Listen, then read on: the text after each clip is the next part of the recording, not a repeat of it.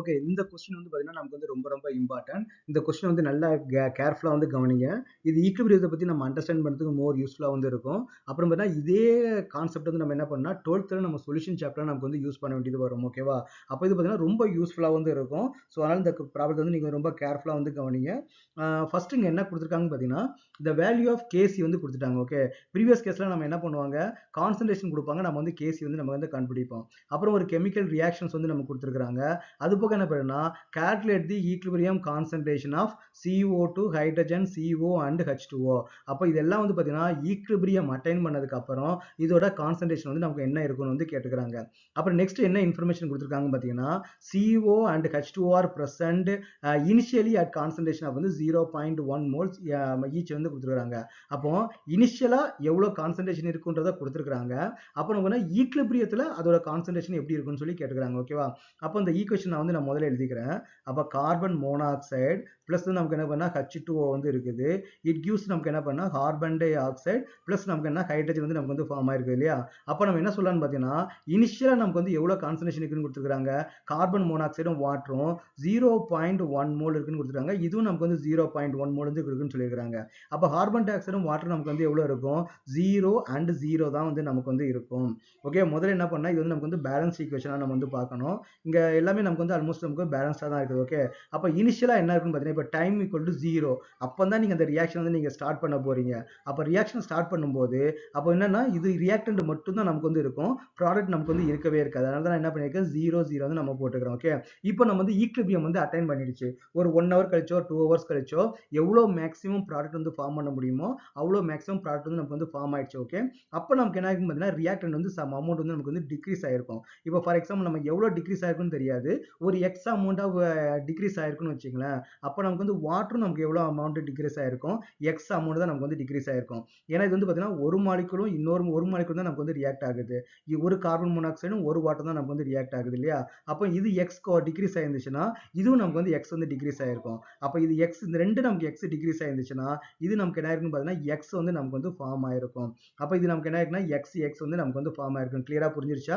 அப்போ நமக்கு இது வந்து எக்ஸ் வந்து நம்ம ஒரு மாலிகுல் குறைஞ்சிருந்ததுன்னா இங்க நமக்கு வந்து ஒரு மாலிகுல் நமக்கு வந்து ஃபார்ம் ஆயிருக்கும்.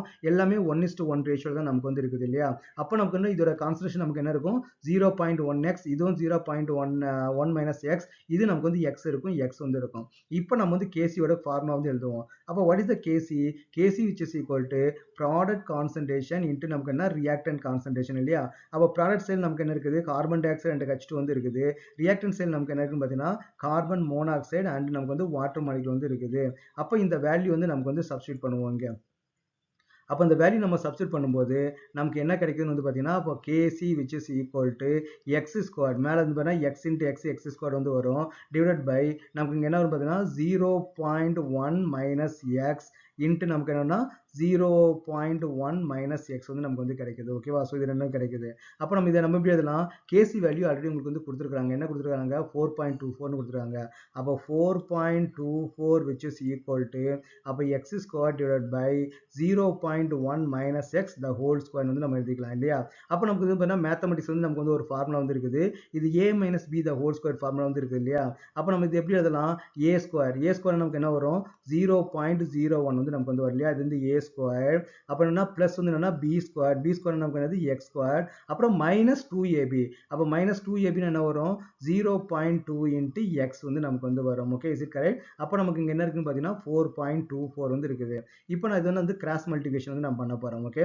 அப்போ கிராஸ் மல்டிபிகேஷன் நமக்கு பண்ணோம் நமக்கு என்ன வரும் 0.01 இன்ட்டு 4.24 அப்போ நமக்கு என்ன வருதுன்னு பார்த்தீங்கன்னா 0.0424 பிளஸ் 4.24 எக்ஸ் ஸ்கொயர் அப்புறம் என்ன மைனஸ் 4.24 into 0.2 அப்போ என்ன பண்ணா 8 point okay minus 0.848 x, okay, 848x which is equal to x square வந்து நமக்கு வந்து வருது.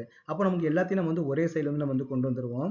அப்போ நமக்கு வந்து பார்த்தீங்கன்னா இங்க என்ன இருக்குது 4.24x squared. அப்போ இந்த மைனஸ் ஒன்று நம்ம இந்த x ஸ்கொயர் எங்கே கொண்டு வந்துட்டா 1 வந்து இல்லையா, அப்போ இதை 1 மைனஸ் பண்ணால் நமக்கு என்ன வரும் பார்த்தீங்கன்னா இது வந்து 3 வந்து நமக்கு வந்து மாறிடும். அப்போ நமக்கு என்ன பார்த்தீங்கன்னா 3.24x ஸ்கொயர். அப்புறம் எக்ஸ் டேர்ம் என்ன இருக்குது மைனஸ் 0.848x plus நமக்கு எனக்கு பார்த்தீங்கன்னா 0.0424 which is equal to நமக்கு வந்து 0 நம்ம எழுதலாம். இப்போ நமக்கு வந்து பார்த்தீங்கன்னா ஒரு குவாட்ரேட்டிக் ஈக்குவேஷன் வந்து நமக்கு வந்து கிடைச்சிருச்சு. இந்த குவாட்ரேட்டிக் ஈக்குவேஷனை சால்வ் பண்ணி நம்ம என்ன பண்ணணும், x வந்து நம்ம வந்து கண்டுபிடிக்கணும். ஓகே, நமக்கு வந்து பார்த்தீங்கன்னா இந்த மாதிரி ஒரு ஈக்குவேஷன் வந்து கிடைச்சிருக்குது. இது ஒரு குவாட்ரேட்டிக் ஈக்குவேஷன். இந்த குவாட்ரேட்டிக் ஈக்குவேஷன் வந்து நம்ம a வந்து என்ன எடுத்துக்கலாம் 3.24 எடுத்துக்கலாம். b is equal to minus 0.848 எடுத்துக்கலாம். c வந்து நமக்கு என்னன்னு பார்த்தீங்கன்னா 0.0424. ஓகே, இந்த குவாட்ரேட்டிக் ஈக்குவேஷன் நம்ம சால்வ் பண்ணுறதுக்கு எக்ஸுக்கு என்ன ஃபார்முலா பார்த்தீங்கன்னா minus b plus or minus root of b squared minus 4ac divided by நமக்கு என்ன பார்த்தீங்கன்னா 2a வந்து நமக்கு வந்து வரும். அப்போ அந்த வேல்யூ நம்ம சப்ஸ்டிட் பண்ணுவோம். இங்கே மைனஸ், இந்த மைனஸ் நமக்கு என்னன்னா ப்ளஸ்ஸாக வந்து மாறிடும். அப்போ 0.848 ரூட் ஆஃப், அப்போ b ஸ்கொயர் வந்து கொடுத்துருக்காங்க இல்லையா, minus 0.848. Okay, so 848 the whole square minus 4 into a என்னது 3.24 into நமக்கு என்ன c நமக்கு என்ன கொடுத்துருக்காங்க பார்த்தீங்கன்னா 0.0424 divided by, சாரி இங்கே 2a கிடையாது 4a. ஓகே, நமக்கு என்ன வரும் பார்த்தீங்கன்னா 4a வரும் இல்லையா, 4a-வா 2a-வா 4a தான் நமக்கு வரும். Minus b plus or minus root of b square minus 4ac divide by 2a தான், கரெக்ட் தான். ஓகே, நமக்கு என்ன பார்த்தீங்கன்னா 2a தான் நமக்கு வந்து வரும். ஓகே, அப்போ நமக்கு என்ன 2 into 3.24 வந்து நமக்கு வந்து வரும். ஓகே, அப்போ நம்ம இதை எப்படி சிம்பிளிஃபை பண்ணலாம், அப்போ which is equal to 0.848 root of plus or minus. Okay, plus or minus root of, இங்கே நமக்கு எனக்கு ப்ளஸ் ஆர் மைனஸ், எங்கேயா ஒரு இடத்துல தப்பு பண்ணாலும் ஹோல் திங்ஸுமே நமக்கு வந்து தப்பாயிடும். அப்போ என்ன இருக்குன்னா 0.848 இன்ட்டு 0.848, அப்போ நமக்கு என்ன வருதுன்னு பார்த்தீங்கன்னா 7 பாயிண்ட். ஓகே, அப்போ நமக்கு என்ன 7 பாயிண்ட், சாரி 0 பாயிண்ட், இது ரெண்டையும் நமக்கு மல்டிப்ளை பண்ணும்போது நமக்கு என்ன 0.7191 மைனஸ் 4ac, 4 இன்ட்டு 3.24 into 0.0424, அப்போ which is equal நமக்கு என்ன வருதுன்னா 0.5495 வந்து வருது. ஓகே, 5495 divided by 2a கொடுத்துருக்காங்க இல்லையா, அப்போ 2 into 6 நம்ம என்ன வரும் 6.48 வந்து நமக்கு வந்து வரும். கரெக்டா? அப்போ இது என்ன பண்ணலாம் 0.848 plus or minus root of 0.7191 minus 0.5495 நமக்கு என்ன வருது 0.1696 வந்து வருது. டிவைட் பை நமக்கு என்ன பார்த்தீங்கன்னா 6.48 வந்து வருது. அப்போ நமக்கு ஸ்கொயர் ரூட் எடுத்தால் நமக்கு என்ன வரும் 0.848 plus or minus square root of 0.1696. அப்போ நமக்கு என்ன வருதுன்னு பார்த்தீங்கன்னா 0.4118 2 வந்து நமக்கு வந்து வருது. டிவைட் பை நமக்கு என்ன வரும்னு பார்த்தீங்கன்னா 6.48 வந்து நமக்கு வந்து வருது. ஓகேவா? அப்போ நமக்கு வந்து பார்த்தீங்கன்னா இங்கே வந்து நமக்கு வந்து ரெண்டு வேல்யூ வந்து நமக்கு வந்து கிடைக்கும். ஃபர்ஸ்ட் வேல்யூ நமக்கு எப்படி வரும்னு பார்த்தீங்கன்னா ஃபர்ஸ்ட் வேல்யூ அப்போ வந்து பார்த்தீங்கன்னா பிளாக் இல்லையா, ஃபர்ஸ்ட் வேல்யூ நமக்கு என்ன கிடைக்கும் 0.848, இதை ப்ளஸ்ஸாக எடுத்துப்போம் 0.4118 டிவைட் பை 6.48 வந்து நமக்கு வந்து வரும். ஓகேவா, 6.48 வந்து வரும். இன்னொரு வேல்யூ நமக்கு வந்து என்ன வரும்னு பார்த்தீங்கன்னா x equal to 0.848 minus 0.4118 divided by 6.48 வந்து நமக்கு வந்து வரும். ஓகே, ஸோ அப்போ இந்த ரெண்டையும் நமக்கு வந்து ஆட் பண்ண நமக்கு என்ன வருது 0.848 plus 0.4118, இந்த ரெண்டையும் நம்ம ஆட் பண்ணும்போது 1 பாயிண்ட் வந்து வருது இல்லையா, 1.2918 வந்து வருது divided by 6.48 which is equal to divided by 6.48 divide பண்ணால் நமக்கு என்ன வருதுன்னா 0.1993 வந்து நமக்கு வந்து வருது ஓகே இவ்வளோ எக்ஸோட வேல்யூ வந்து நமக்கு வந்து இவ்வளோ இது வருது ஓகே இங்கே நமக்கு என்ன வருதுன்னு பார்த்தீங்கன்னா 0.0848 மைனஸ் 0.4118 இதை நம்ம வந்து மைனஸ் பண்ணும்போது 0.4362 வருது டிவைட் பை நமக்கு என்ன 6.48 வந்து நமக்கு வந்து வருது இல்லையா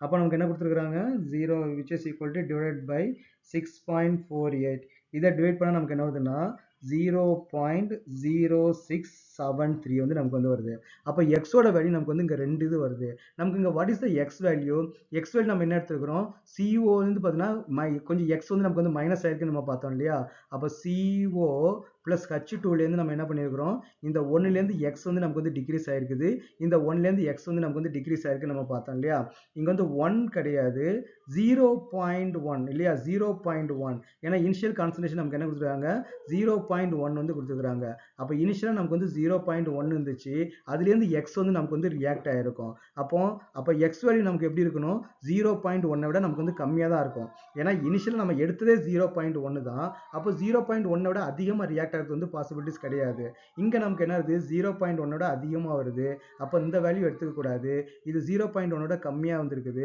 அப்போ இந்த வேல்யூ நம்ம வந்து எடுத்துக்கலாம் அப்போ கார்பன் மோனாக்சைடோட கான்சன்ட்ரேஷன் நமக்கு வந்து எவ்வளோ இருக்கும் 0.1 மைனஸ் 0.0673 அப்போ what is the value 0.1 minus 0.0674 அப்போ நமக்கு வேல்யூ என்ன வருதுன்னு பார்த்தீங்கன்னா